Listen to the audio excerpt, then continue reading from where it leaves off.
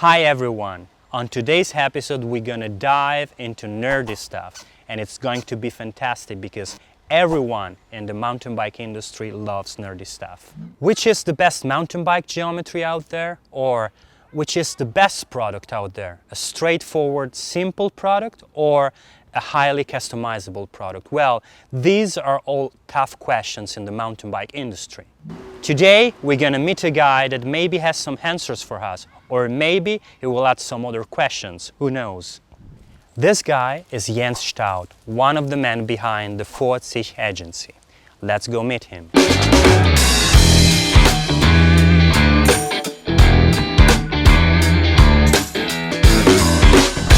Here we go, we are at the Fiat Sich HQ. Let's go meet the guy. Let the camera in.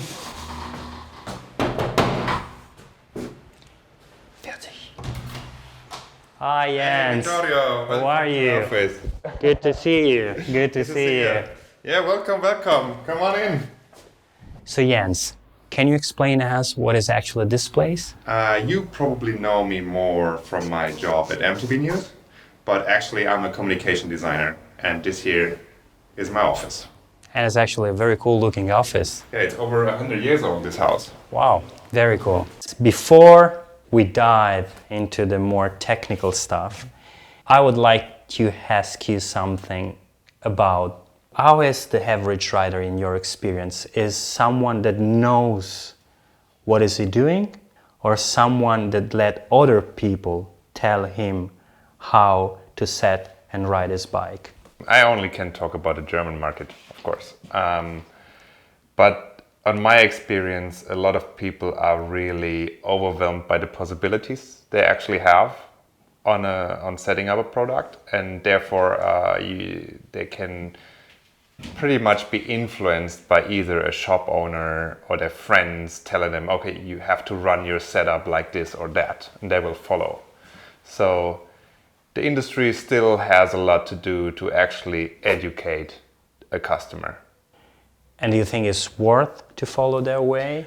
I totally think it's worth to follow that way, because if you're not setting up properly, you won't have a good ride out there. And you could always have the better ride if you have the better setup. And here you see our, kind of a studio artist workshop situation. Okay. We can do stuff with paper, or like imprint stuff. And this is our library over there. Yeah, we want to make it fit, and actually you spend a lot of time at work, so you want to feel like home. This will also make us understand a little bit more your approach to editorial content from a technical point of view, because I remember I met you a couple of years ago at Bike Festival, and you were already working on a story, let's say, technical content for MTB News. That is not yet out, and can you actually talk? Can you give a little preview? Yeah. Actually, we'll be out by the time that this video. So okay. We're talking with the future ourselves right now. So at least one part of it. Okay. If you are a test rider and you're attending a press camp, and you get a bike to ride and put a review out. Every company out there will tell you they're building the best bike, and this is the geometry which is actually the best for this or that application. And geometry changed within the last couple of years, or maybe even the last 20 years. It changed drastically, and we see that it's pointing towards a specific direction. Head angles get slacker, reach is increased, suspension got better, and this all changed the bikes. But my idea was, okay, why don't make a jump in the next 5 or 10 years, how bikes will look then?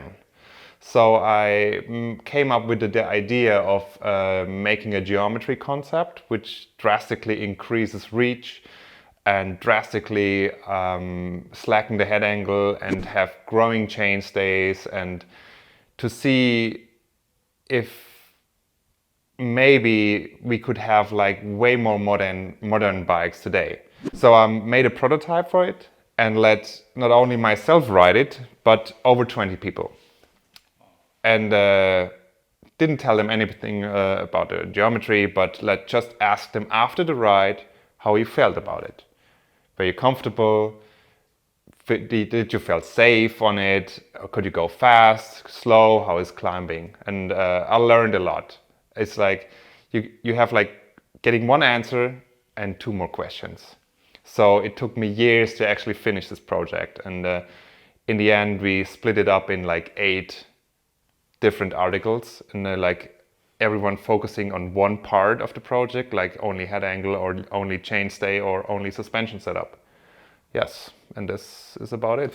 And this is the tiny workshop we have here to do some Hi. branching. And this is Chris. Nice to meet you, Chris. Yeah. Nice to meet you. Another test rider for MTB News, and it's quite good because Chris is the same height, but he weighs 30 kilos less. So it's perfect for testing. Yeah. So you can get the same bike. The fatty Yeah.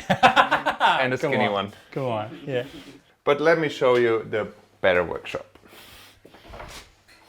The bigger one, maybe. So this is more like it. The biggest one. That's the famous Franken Trail. Yeah, we came up with Franken Trail after we started to name it Franken Bike, because it's made of 3 different bikes welded together. So Really? the pieces stem from different bikes they had in their original lineup, and so that's for the weird looks, because this is the 1.5 stereo from the old downhill bike, so we could use the angle cups. Okay. And this is like the new 6, and these dropouts, which are adjustable by 2 centimeters, actually stem from their single speed bike. So you can adjust the chainstays from 430 to 450. And that's the pivot. It's all custom, right? Yeah. They made it for you, or? It started like with the idea that I wanted to bring this project to life. And I made a company visit back in 13, I think. And I saw it's a machine shop in the rear, and I saw they would be able to do it. And I was just thinking about geometry to that point. And I was trying to find a maker in Eastern Europe, but I'm a big fan of the DW link. And I wanted the bike to have a DW link. So I just shot Chris Kokales an email that what would it cost? Would it be possible to make? And if he's even up for the idea. So he said, okay, he would be interested. And I sent him over the numbers, the geometry numbers. And he sent an email back with 3 letters like WTF. And yeah, but he was keen to make it, and we found a deal, and yeah, flew over and we test rode it. And Did you try the bike? he built that was something else. This came as a surprise. I flew over, brought all the parts in my luggage to build the bike, and when I got there, he got a medium for himself. So this is an extra large, and he made a medium to try it out. This crazy idea for himself. And did you like it? If you can tell or not. He really liked it, but he thought it would be ahead of its time. So maybe too modern.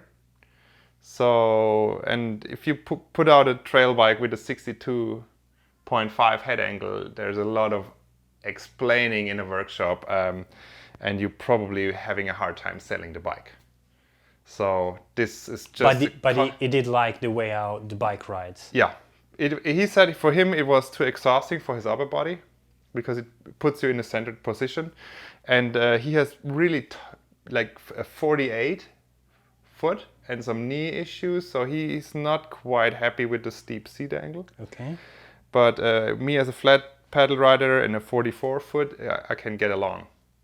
And yeah, it's really interesting. I learned a lot. It's just like you get 1 answers and 2 new questions. And Yeah, I'm It's happy. definitely interesting. I'm happy I can still ride it. What is actually, after this essay, I would say, more than 8 articles, your opinion about, let's say, the way how the mountain bike industry approach the products itself, the bikes and whatever is around the bike? First of all, there's no black or white. Like, not there's no such thing like the best geometry or best bike out there. And it's very complex because every human is different. We have all different body sizes, different arm lengths, leg lengths. We weight different.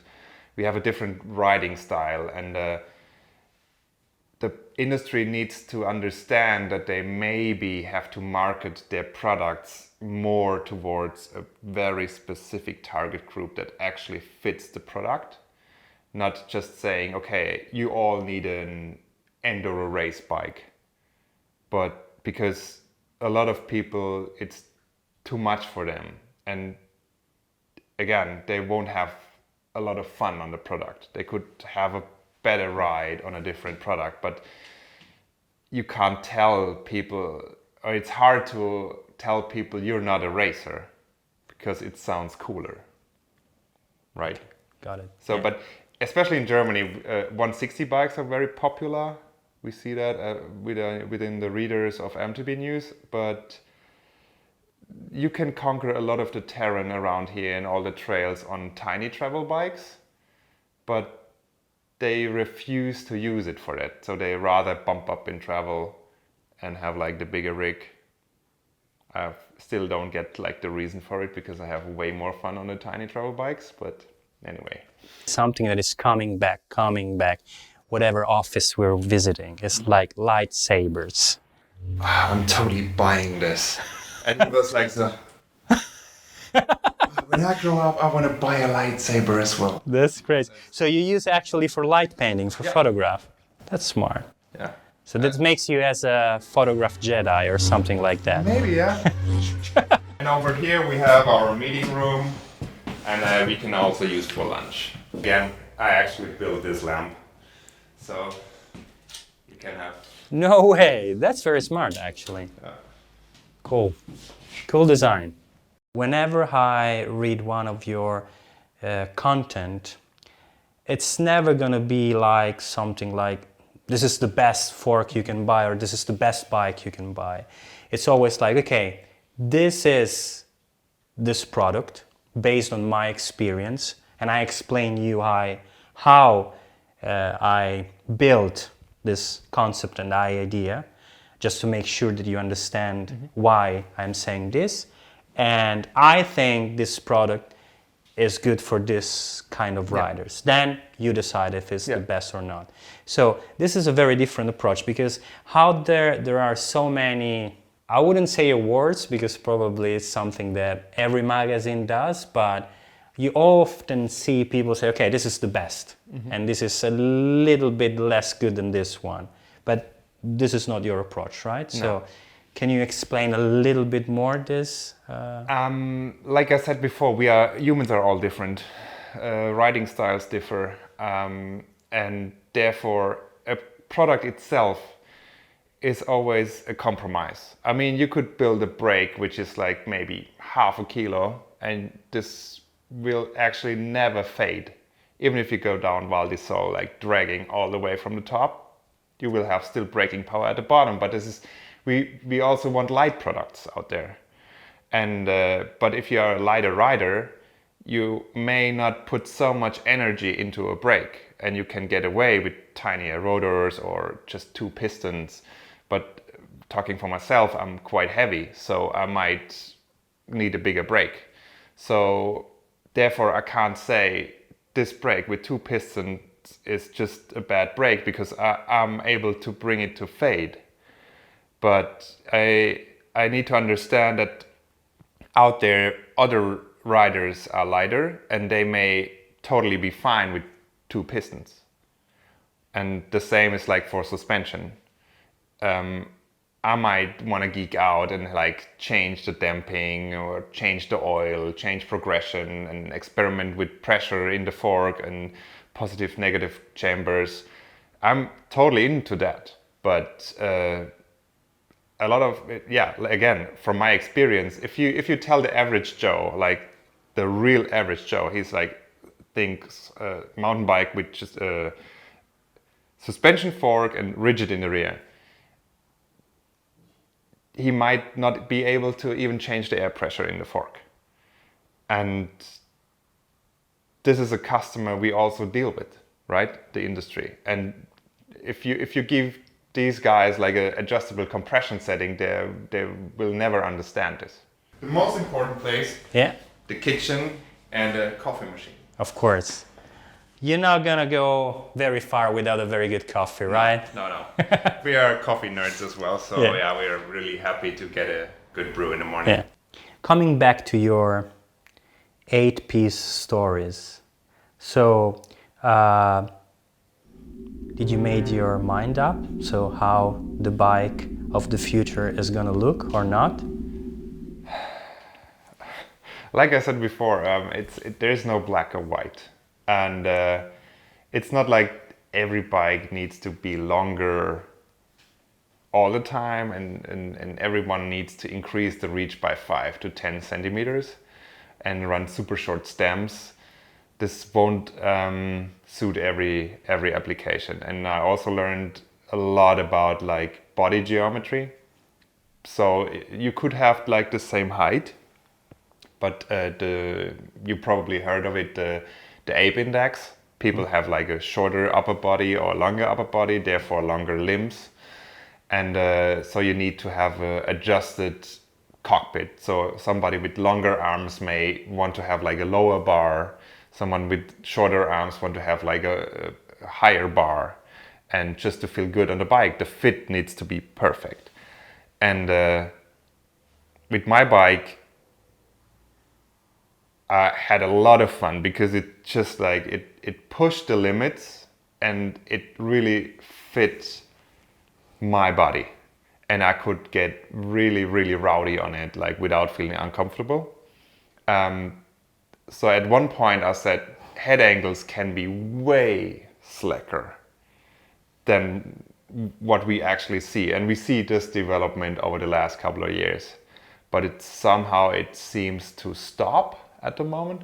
So my bike had a head angle of 62.5 degrees on a 120, 140 travel base. Okay. Which is more of a downhill application, but still with the test riding, and we got really into the in depth, and we put wattage pedals on and measured, and it still pedaled very good uphill, and you saved a lot of energy with the long wheelbase and the long chainstay, and it was still nimble. So this is a takeaway, but it takes a new approach from the riding style, and some people experience they need more upper body strength out of it. So if you want to be more, if you have more a classic riding approach, like more a typical bike rider with strength in the legs, no upper body, and you might find it a bit exhausting to ride this bike. But if you have the strength to ride it, it's very beneficial. And over here we have our graphic department, and this is where all the design work happens, and the brochures will be put together. And you get to see the axolotl as well. Wow. Do you see adjustable geometry be a thing in the future? Because it was kind of a thing back then, but then we went through a time where everyone says like, no, it's like too complicated. The bike is like that. If you want that kind of geometry, buy this model. Or if you want more travel, different geometry, buy this model. But it seems that some manufacturers are kind of reintroducing, let's say, some sorts of adjustable geometry. What do you think about that? It's good to have an adjustable bike, but it's the same with adjustable suspension. Okay.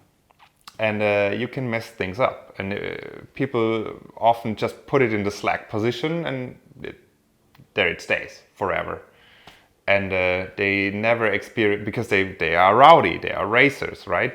But they may have like a better ride if they put it in the steep position. It's the same with suspension. You might, if you have the option to make it different, you might do it, but you might also end up with a setting that's not suitable for your needs.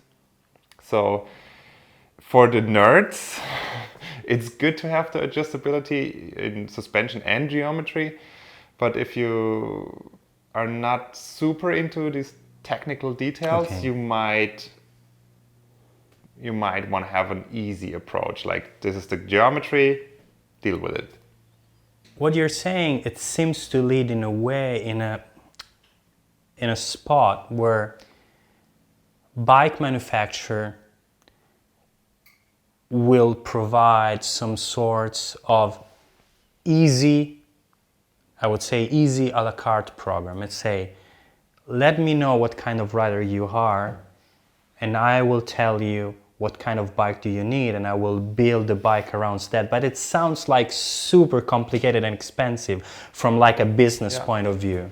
Yeah, there's a lot of communication involved. Yeah, And even if you ask the people to measure their body, they might mess this up. Yeah. So it's like, imagine you would buy a custom suit, Yeah. a custom fit suit over the internet. This will really not work. Yeah. They need to measure your body, and there's a reason this is expensive. Imagine if you go to a tailor, he takes the time to measure your body, and he needs to get paid for that. And in the bike industry, we have like a stock setting, and we make every person, which is maybe 185 meters, and ride this bike.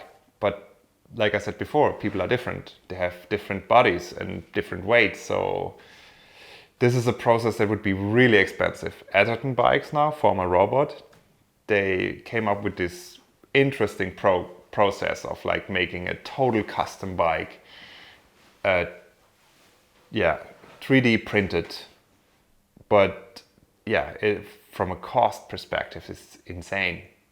And people want to resell them maybe, and then you can't resell your custom tailored suit, right? That's interesting, because it will lead us to, again, to the same point, which seems to be coming back all the time. Stop chasing the perfect product, because the perfect product just does not exist. It's something like impossible to achieve.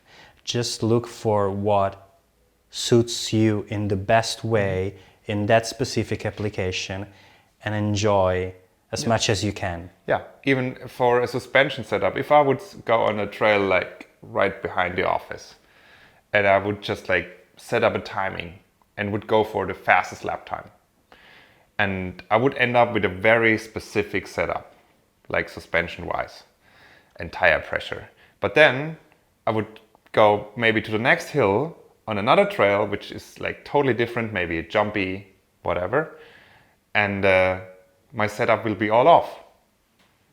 So I need to make adjustments to go the fastest there or have the most fun there.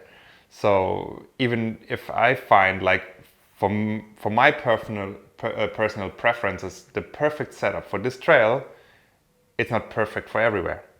So you gotta find something that you can work with, which is somehow a compromise, but it's predictable in the way it behaves. There is no best. The best is the one that suits you at best. Yeah. So, yeah, that's the thing. This was a very interesting chat. So I would say we came through like maybe to few solid points. Stop chasing the best or the perfect product, because that doesn't exist. Yeah, just go and have fun. And even if you find something that is good for you, do not pretend that what is good for you today, it's gonna be good for you tomorrow or the day after tomorrow, because everything is changing all the time. Yeah, and you probably progress as a rider. Yeah, which is another Which is a good thing. Yeah, absolutely. Or maybe finger crossed not, but this happened to me a lot. You regress, you go backward as a rider. Yeah, it can happen as well. Yeah, exactly. That's more my case. So. If you get a little bit of weight. Yeah. So, and I hope you enjoy this little present. Thank you. This is just like get the whole thing down and then head to the comments. Yeah, exactly. Being more relaxed. Yeah. So, Jens, thanks again. It was a pleasure, and thanks for having us today. Yeah, perfect. Thank you. So guys, this is everything for today. We hope you liked the video. If you did, please give us a like, subscribe to the channel, and hit the bell down here so you can get notification for any future episodes. And see you next time.